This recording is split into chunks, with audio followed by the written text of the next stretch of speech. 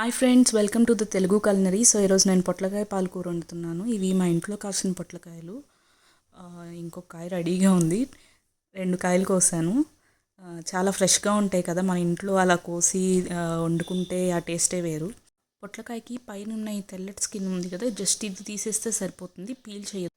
Just ఇలా scratch చేశాను. Wash చేసి పక్కన పెట్టుకుని పీసెస్ కట్ చేసుకోవాలి. చిన్న చిన్న పీసెస్ కట్ చేసుకుని పెట్టుకుని, నేనైతే ఇలా చిన్న చిన్న పీసెస్ కట్ చేసుకున్నాను. మీకు కావాలంటే రౌండ్ రింగ్స్లా కూడా కట్ చేస్తారు.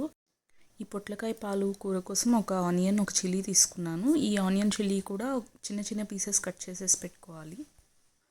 ఫస్ట్ పాన్లో ఆయిల్ వేసి హీట్ చేసుకోవాలి. నేను 3 to 4 టేబుల్ స్పూన్స్ ఆయిల్ వేసాను. మీకు కావాలంటే తగ్గించి వేసుకోవచ్చు.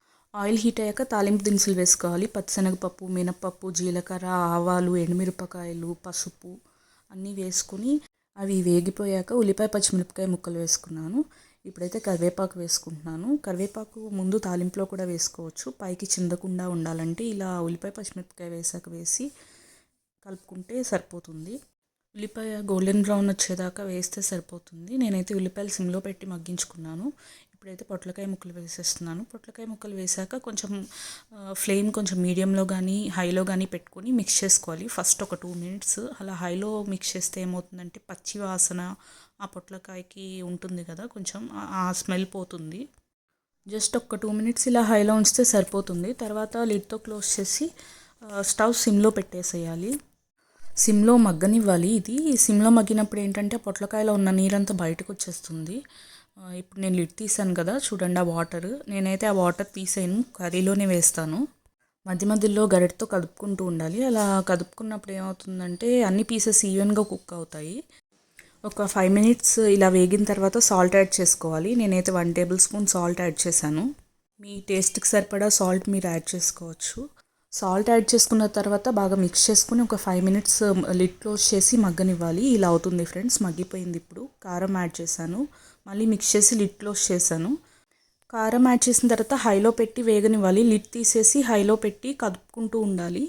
ఇంకా వేగిపోయింది, ఆయిల్ కూడా పైకి తేలింది కదా, బాగా మిక్స్ చేయాలి. ఇంకా కర్రీలో ఉన్న వాటర్ మొత్తం ఎగిరిపోయేదాకా హైలో పెట్టి ఇలాగే మిక్స్ చేయాలి. ఇంకా మిల్క్ యాడ్ చేసేసుకుంటున్నాను. మిల్క్ యాడ్ చేసిన తర్వాత గరిటె పెట్టి వెంటనే కదపకూడదండి. కొంచెం సేపు ఒక 1 minute అలా స్టిల్గా వదిలేసేయాలి. ఆ తర్వాత గరిటె పెట్టి కదుపుకోవాలి. నేనైతే పాలు కొంచెం ఎక్కువ యాడ్ చేస్తాను. ఇప్పుడైతే 250 ml అంటే 1 glass ఫుల్ మిల్క్ తీసుకున్నాను. పాలు పోసేటప్పుడు మాత్రం కంపల్సరీ హైలోనే ఉండాలి స్టవ్. ఇప్పుడైతే పాలు బాగా వేడయ్యి పొంగుతున్నాయి పైకి. మిక్స్ చేసుకోవాలి, లేదంటే అడుగు అంటేస్తాయి. పాలు పోసాం కదా, పాలు తొందరగా అడుగు అంటేస్తాయి. మీరు కూడా ఇలా కూరల్లో పాలు పోసి వండుకుంటారా? వండితే ఏమేం కూరలు ఇలా పాలు పోసి వండుకుంటారో నాకు కామెంట్స్లో మెన్షన్ చేయండి.